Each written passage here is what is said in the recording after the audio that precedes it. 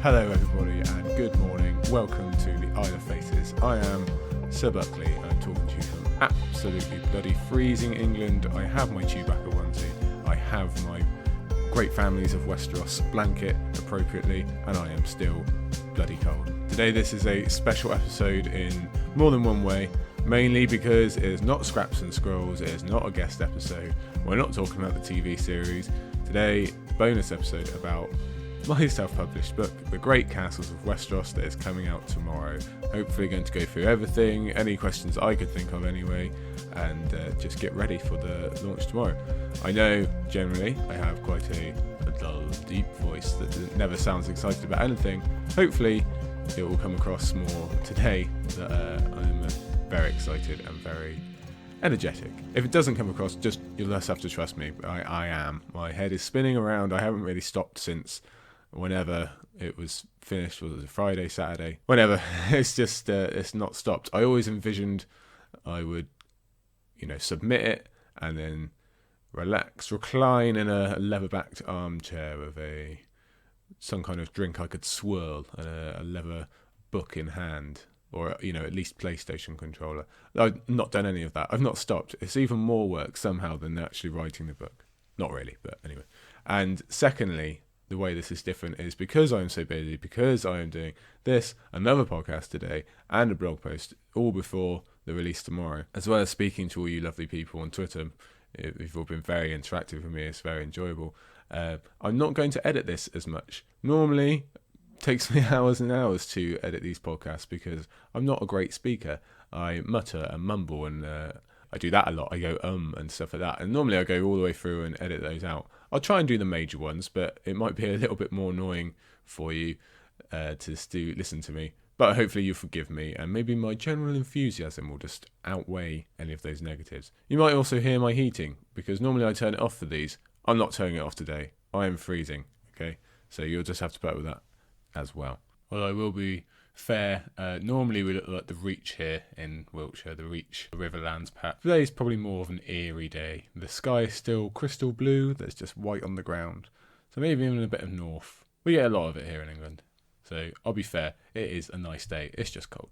So like I said, today is all about the Great Castles of Westeros, an unofficial guide by myself, yours truly. If you, for some reason, aren't addicted to my Twitter timeline and haven't been on the edge of your seats listening to everything I have to say, this is a project I've been working on for 3 years overall, and especially during the last 6 months. For listeners of the show, you might remember that I actually announced it back in May at the beginning of our guest episode with Girls Gone Canon, and obviously there's been a lot of work since then, a lot of changes. Right back then it was actually 101,000 words, and since then it's grown to 232,000 last time I looked. So as you can see, wasn't quite as quick on the draw. I thought I'd be able to get out in the summer because I figured all I really had to do was add in the stuff that I'd learned from Fire and Blood.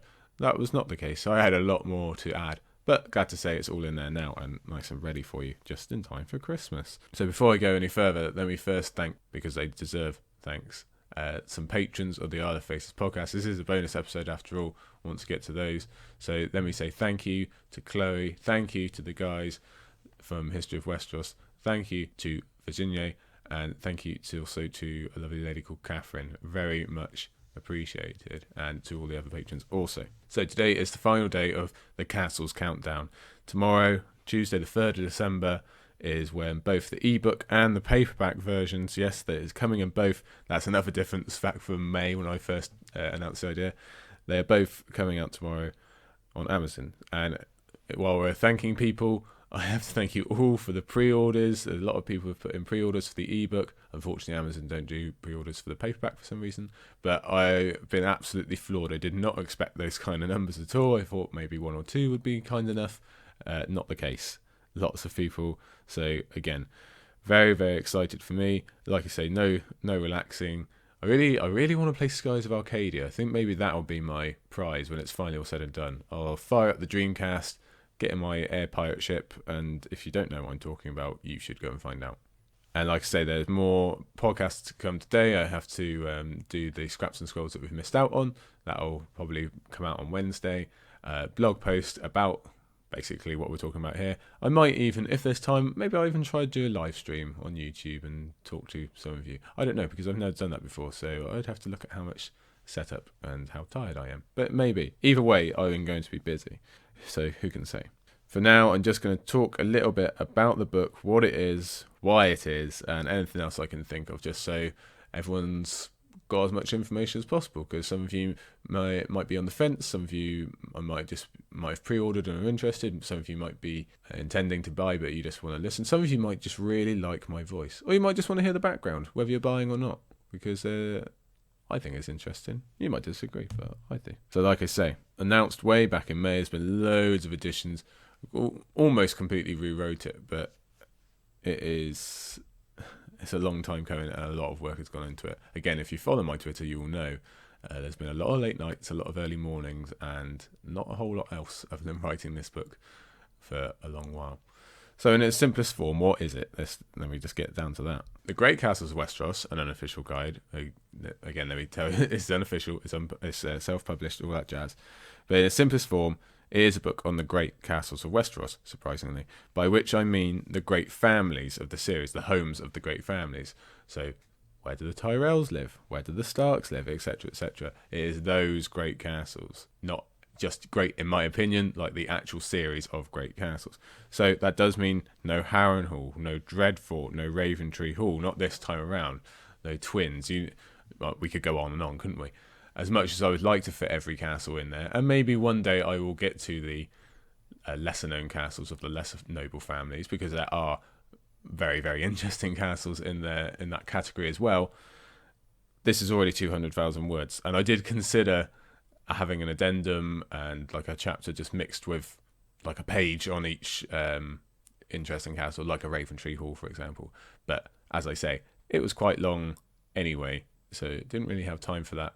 And yeah, maybe one day. But for now, it is our Storm's End, our High Gardens, our Casterly Rocks. You know the lineups, and to be fair, they are the most interesting. They're the most important anyway. So we should get to them first, shouldn't we? I keep saying 200,000 words. I guess that is more of use to the ebook buyers. The paperback is 413 pages long. So as you can see or hear rather, it's a big old book. There's enough in there to be getting on with for now. Maybe one day if I ever dare. But the book itself, the way it's written, it's based around a journey that you and I, and everyone else, we would take together, moving. It's like a grand tour, basically, moving from castle to castle in a vaguely sensible geographic trail. We don't just ping around. There is kind of a logic to it of where we're going. And not only do we cover the journeys in between, but also, of course, our stops, our destinations on this trip. And basically, once we're there, we try and absorb everything there possibly is to absorb about each castle. Because each of these great castles, Highgarden, the Eyrie, whatever, they're going to get a chapter each. So a full chapter dedicated just to them and their realm and their interaction with both the land and its people. And then that chapter gets divided into these different sections. And each chapter follows a basic structure that I'll share with you now. So firstly, obviously, there's an introduction to each castle and its role both in Westeros, that's might be politically, in terms of its own region, its own kingdom, Westeros in general, the weight of its family, what their kind of shtick is. You know, the Lannisters, for example, are quite different to the Martells, let's say. So how their influence runs through their castle, and also the weight that it bears on the series, be that via family or itself. Again, some castles are more involved in the actual series, some castles are not, but their families are. Let's say Storm's End, for example. One of the weirder things about Storm's End, we never actually go inside it, but it still bears a lot of weight on the narrative, especially via the Baratheons, of course. I won't go into it too much. That's all in the book, but that would be how we might introduce one of these castles, for example. From there, we would go on to the geography and how the geography is set up to either protect the castle, how it affects its influence, how the feudal map is set up around this castle, where their position is within the kingdom in relation to their natural borders, but also the more powerful houses, how those defences work, how their allegiance works, how it might make up the very structure of the castle itself. There's a lot in there, and again, because each of these kingdoms are so very different, there's a lot to consider for each of these castles. The sands around Sunspear, quite different from, I don't know, the waters and unstable rocks of Pike, for example. The Iron Islands, very different place to Dawn.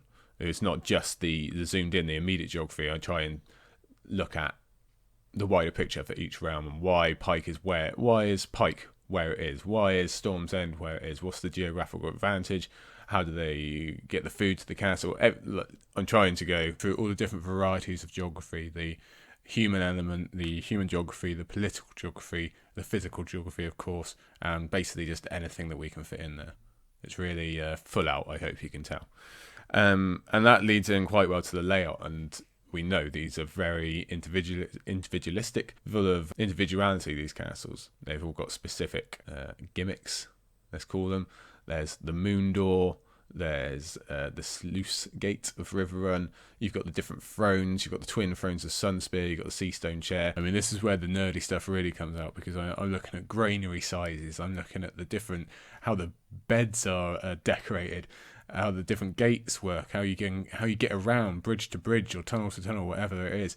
Really looking at everything I can find about these castles, because I find it fascinating, and hopefully you will too. There's so much to learn about each different castle. They're all set up differently, and this is a really interesting section for me, at least. And a lot of how what makes these castles unique and how they work will be in that section. From there, we start getting historical. We look at the origins, how these castles came to be, whether it was a fight against the gods, whether it was a clever Andal winking the castle out of someone's possession, or whether that is just lost in time. We don't know. There's a lot of different great stories in there. I like them a lot. That leads pretty easily into the ancient history section, where we go right back to the beginning, right from that origin up to the series, and everything that we know happens in these castles in between. So really, it's a lot of Westerosi history packed in there, because these castles, they're the staples of Westeros. They are where all the important things happened.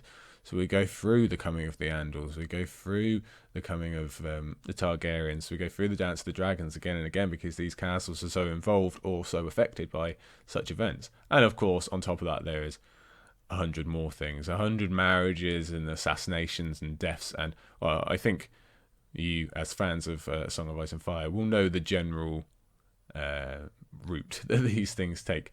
And some of these are longer than others. Some sections in general are longer than others. There's a lot more of an origin story to Sunspear, for example, than there is to Pike. But then there is also a lot more history to Highgarden, ancient history I'm talking, than there is to the Eyrie, for example. It's swings and roundabouts. But to be honest with you, there's no weak chapter. There's no chapter here, or there's no castle here that is where I was like, I'm struggling to find anything to write here. They've all got something to lean upon, and most of them have everything to lean upon.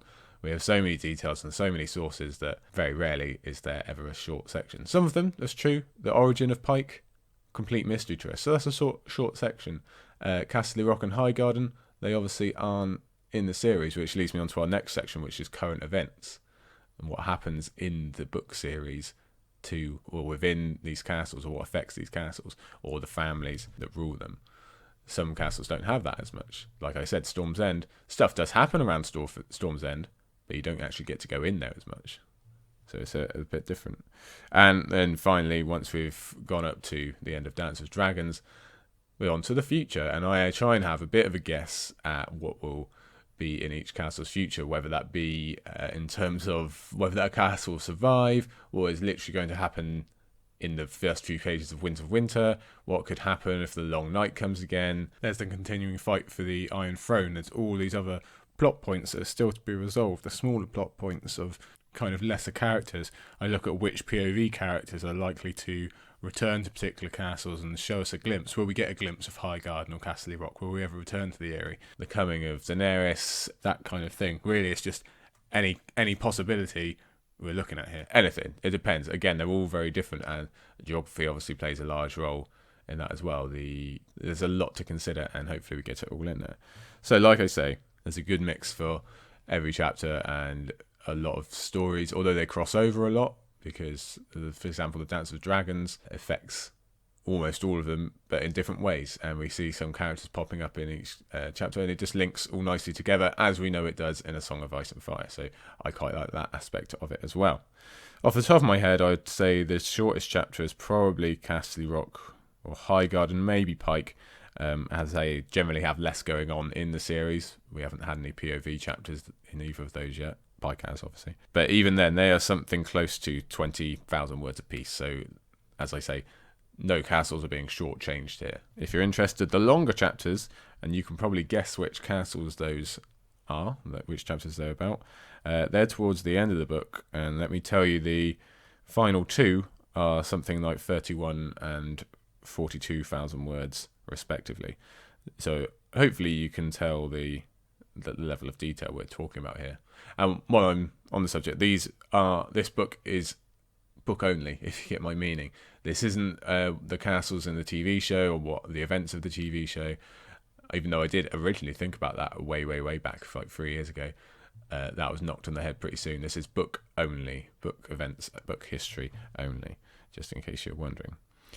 So there you go. That's the book in a nutshell. I hope I do it justice in my rather jumbled, probably too fast way of speaking. I've tried to get everything I can think of in there. I'm sure I might have missed something in there. And more than enough commas and stuff like that.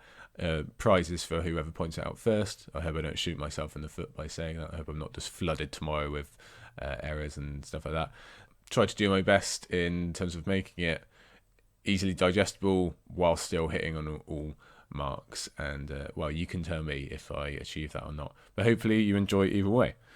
So if that's the kind of thing that floats your boat, and I appreciate it's not for everyone, but hopefully some of you are interested. And certainly, like I say, there's a lot of interest in terms of pre-orders, and a lot of you have been so kind on Twitter with retweeting and liking and talking to me about the book. So I at least know some of you are interested, and that's enough for me, to be honest. But if that is the type of thing that interests you, you will be able to find it on Amazon, both in ebook and paperback formats. So for the rest of today, if you're listening to this early enough, I'm talking to you on the morning of Monday, the 2nd of December. If you're listening early enough, you can get it at the pre-order price for the ebook. This is, unfortunately, no pre-orders for paperbacks, like I've said. There's a pre-order price, which I'll discuss in a moment, and then tomorrow, both are released, ebook and paperback, both available for purchase. So very, very excited. And I'll say now, if I get emotional in this podcast, please don't hold it against me. I already have done several times. Once I've clicked submit to Amazon, once I've put the post up on Twitter, then again when I read the comments on the post I put up on Twitter. So it might happen here. I do like a good cry, just be aware. I'll try. Will I pause it? Will I have a sniffle? No, I'll let you bask in my nerdiness. So like I said, at first I thought it would just be an ebook, and that's part of the reason why it took so long from the original announcement in May. Firstly, I had to look into the process of making a paperback. I didn't even know if it was possible, to be honest with you. Turns out it was. Well done, Amazon and their KDP program for making that so accessible for everybody. And once I found out it was, I wanted one. I wanted to physically hold it in my hand because I'm a paperback person myself. I don't read ebooks. And although the content is exactly the same, there's no difference between ebook and paperback. The presentation is slightly different, which I'll get to in a moment, but the content, the words, exactly the same between ebook and paperback.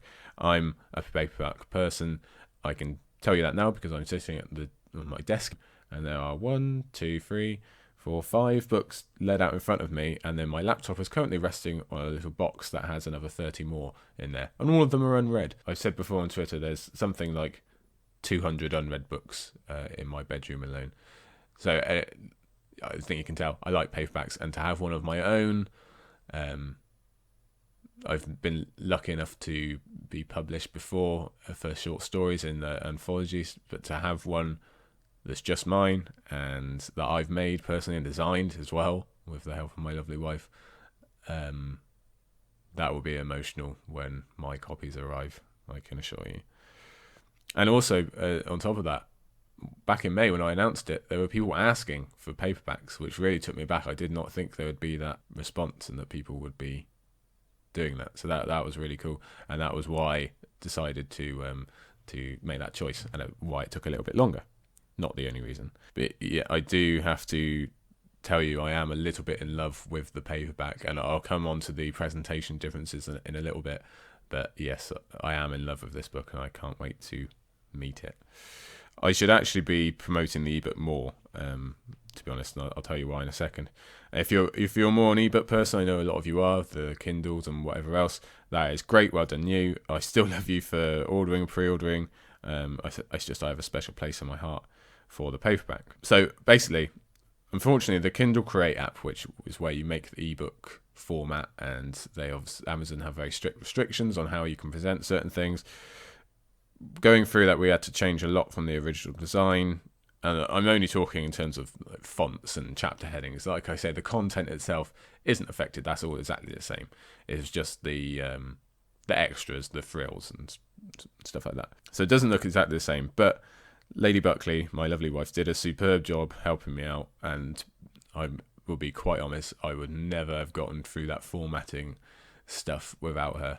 That was all last week, the formatting, and probably the last 2 weeks, formatting and getting it ready and getting it approved, and I would have lost my mind.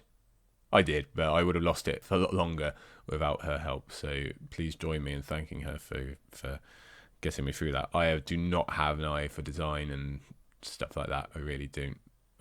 You can ask my teachers at school.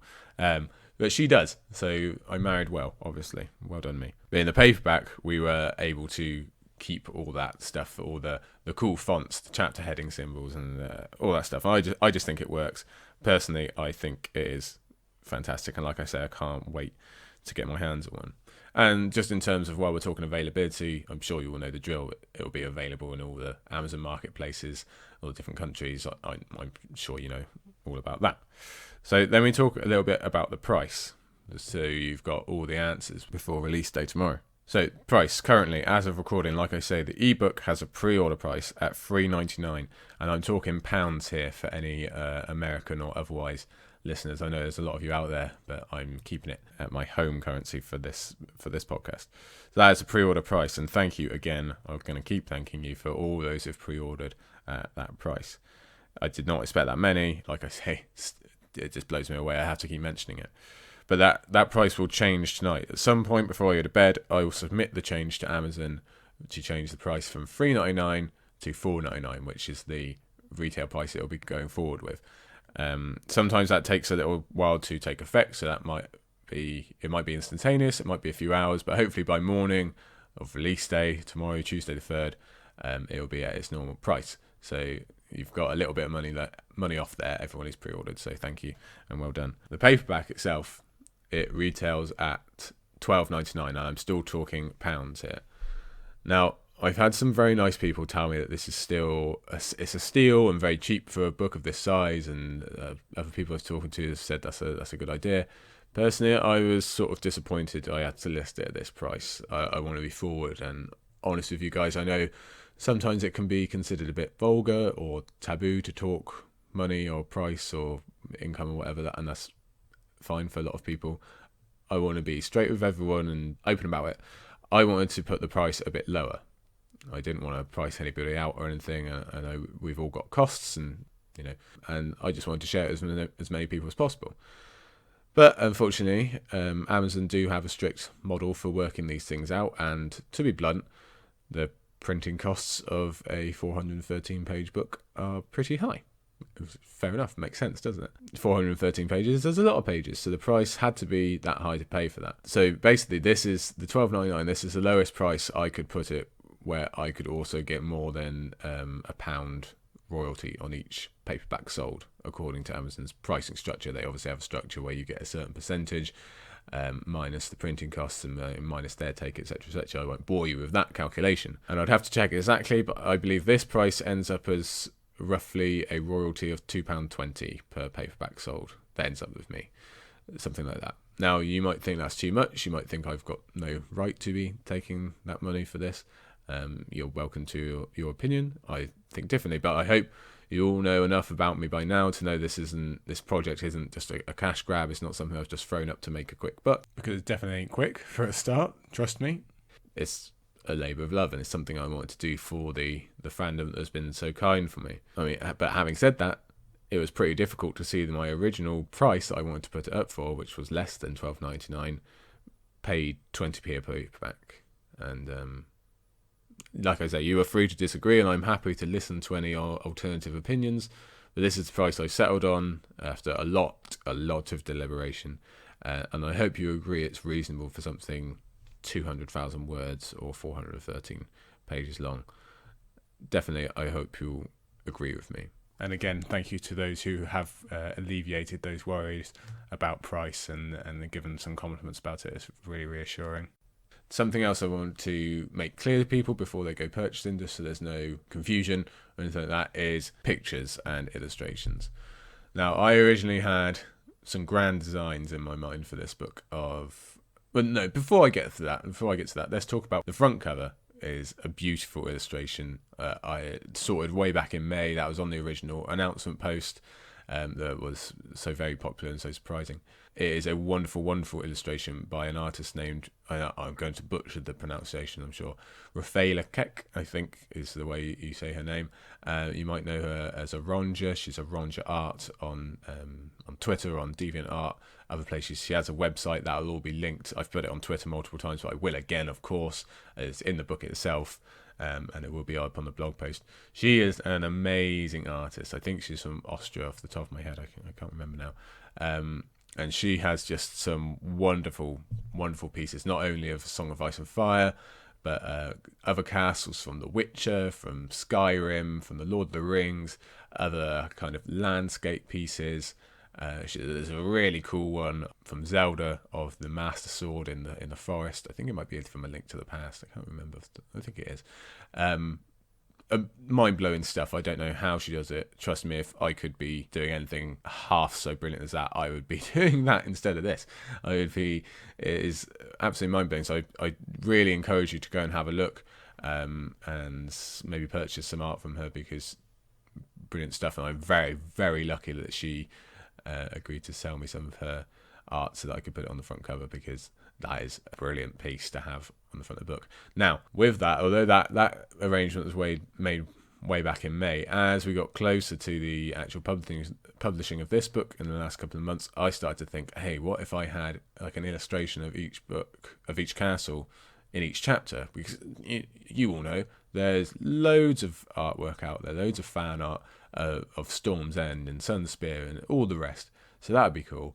And then I thought, even if not, maybe I can't do that, but I could have, most books have in the middle, there's a little picture section. I could put some in there. That'd be great. That'd work. And then I also thought, because there's so much reference to the geography and the landscape we're going through all the rivers of the Riverlands and how that divides them politically, and why that might make things difficult for river run, or how the economic trade works through the rivers, etc., etc. All these different facets of life through the different geographies and the different terrains we get in these very different kingdoms. In the history section as well, there's talking about where the different families are, the houses, and how that affects them politically, blah, blah, blah, blah, blah. I won't go into it now. But there's a lot of references to where things are, so I thought, why don't we get a map? And I actually was very lucky to agree with Michael Clarfeld, who you might know from doing a lot of the artwork for History of Westeros. He's a very talented designer. He's got a lot of stuff, really cool maps around.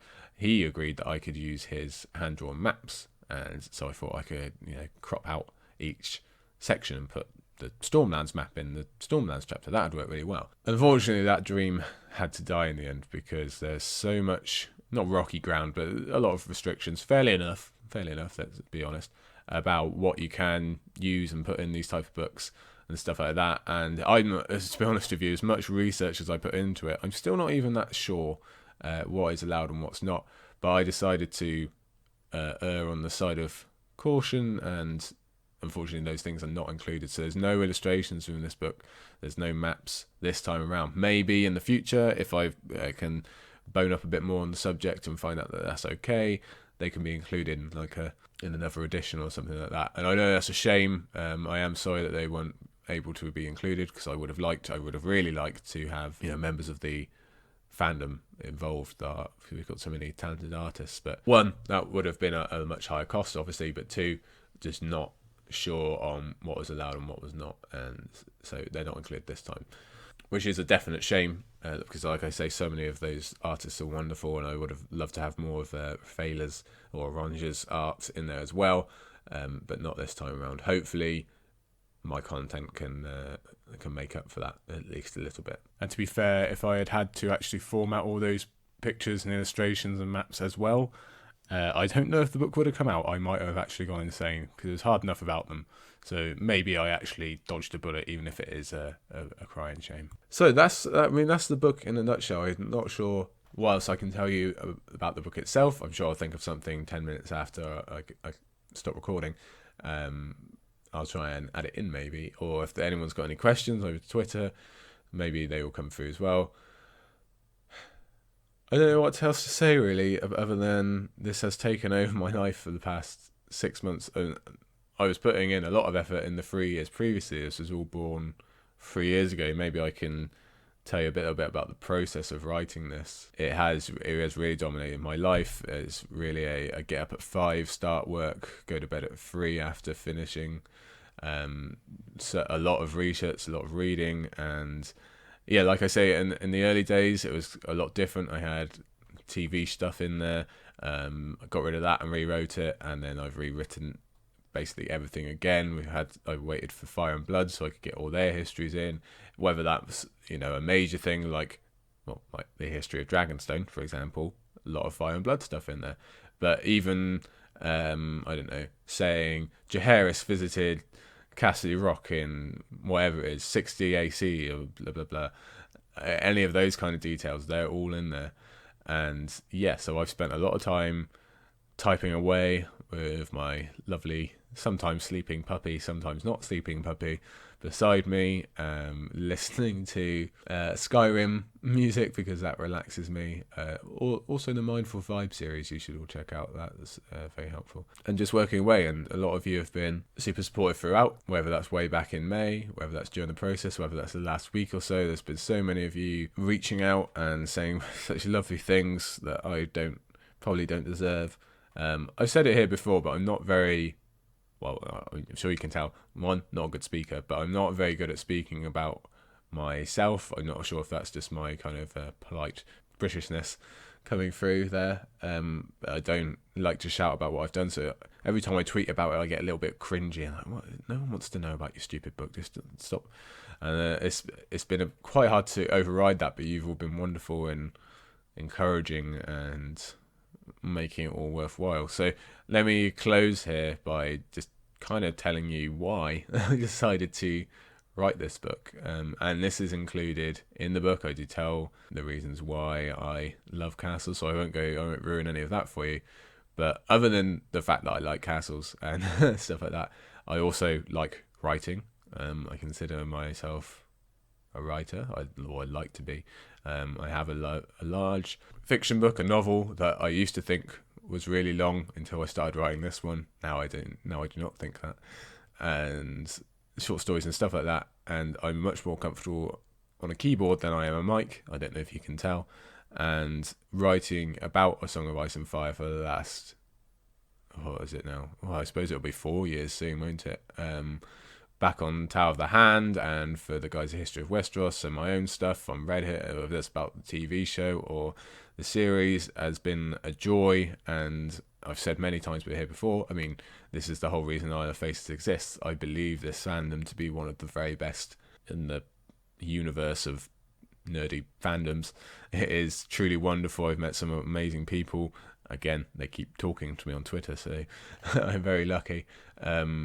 And I've really looked up to Aziz and the Share and the guys from Nottercast and the Girls Gone Canon and Davos Fingers. You've heard me say it all before. Loads and loads of people, loads of writers as well, not just podcasters. And I wanted to be a part of them. And there's a lot of things already being done, so I tried to look for something that wasn't. And I didn't know if anyone else would be willing to trawl through minor details of castles for years of their life, but I knew I was, so I went for it. And lucky for me, I do love castles. I think they are important. I think they're beautiful. I think they're just wonderful. And I'm starting to slide into my introduction in the book here, so I'll stop myself. But there is not very far from me at all a castle in our town, and it's not that big. It's not that.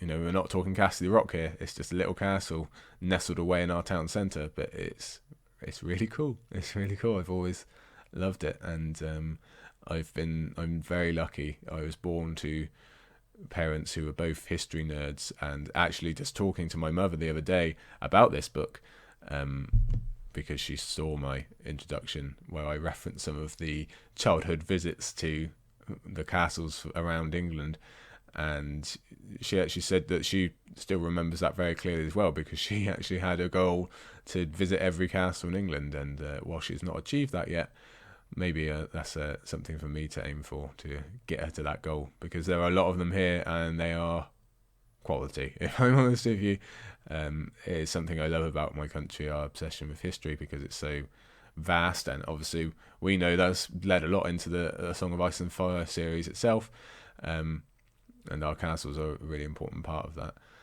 And more than that, this isn't just a book about castles, despite the title. It's a story about all of Westeros. The stories are told through these castles, all the important events, all the characters, all the setup of the geography and how that society is structured around them. I know I said this earlier, but we really do see everything in these castles. We see kings and queens get born and live and die. We see whole lifespans flash by as the castle goes from one heir to the next and over and over and over again for thousands of years.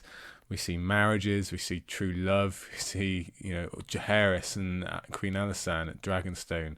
We see passion, ambition and greed just about everywhere in Highgarden and Castle Rock. We see people have a desperate pride in their homes, and sometimes it's a different pride. There's a very different pride between Gerald Lannister and Brynden Tully, the Blackfish, and his love for his home and the people within it because of those happy times he experiences that we get to witness. We get to see all of that. We get to see the whole spectrum of the human experience and the story of Westeros in these castles. We really do see it all. It's quite amazing. Yeah, like I say, they are important, and I am quite a fan. And yeah, again, I'm just quite a fan of this world and this fandom, and it's been a privilege to write this and share it with you, and I hope you'll find, if you even find a modicum of the joy that I had writing it, even when I was shouting at it at 4 a.m. to behave, and even when I was just slapping myself to stay awake to do more work and really wanted to, do things like sleep or eat. Even then, secretly, I was in love with this book, and I've really, really enjoyed writing it. It's actually a little bit weird to not have it there anymore. Just Sunday afternoon, we had gone from walking the dog, and my natural default setting was to sit down over my laptop, and then I realised there was actually nothing to write, and it was pretty weird, because that's like I said, it's just been my default. If I have a free second, I'm doing something for the Castles book, and all of a sudden now that it's obviously finally submitted to Amazon, I couldn't change it even if I wanted to. There's a large gap there, and luckily I have more than enough to be filling it with in terms of kind of real world responsibilities, but I have a novel to finish. I have another one in mind to write. There's plenty more A Song of Ice and Fire stuff to get to. Funnily enough, just quickly before we finish, when I first started this project, I used to refer to it as large A Song of Ice and Fire project. Some of you might remember. I had a second one I nearly started first, but I didn't, because I thought that would be the longer one. And I do not think that anymore. If this other subject, which I won't spoil because I do intend to write it one day, if that is as long as this one, well, good God, I don't know what I did to do that. But it's been a long time coming. It's been a large part of my life, and I really hope you'll enjoy it as just this little tour, this journey around Westeros and the castles that make it so great. Thank you all for listening and putting up with my more unedited voice. I haven't written anything for this podcast. I don't know if you can tell. I don't have the notes to go off usually that I share with Aziz for Scraps and Scrolls. I'm just kind of winging it. Like I said, I'm sure I've forgotten something important. Be sure to remind me if you notice anything. But yes, this is the final day of the Castles Countdown, and I honestly can't believe that I get to say it, but I have a book coming out tomorrow. And there's a reason I'm not doing this on YouTube, because you just have to look at my massive grin the whole time. Okay, look, I'm not going to take up any more of your time. Thank you for listening to me spout about my own work. Normal service will be resumed on the Isle of Faces soon. On Wednesday, I will have last week's missed Scraps and Scrolls for part 9 of Clash of Kings, and obviously going forward, we'll finish that book off soon. And just keep an eye on thegrindstone.co.uk, on the Isle of Faces feed, and on my Twitter, Sir Buckley, SER Buckley, because I'll be talking a lot more about castles, and it is launch day tomorrow. It is launch day. Alright, thank you everyone who's pre-ordered or intends to buy, or even not. Thank you anyway for your continued support. Have a great day. I am sure I am going to have a great week. Thank you very much.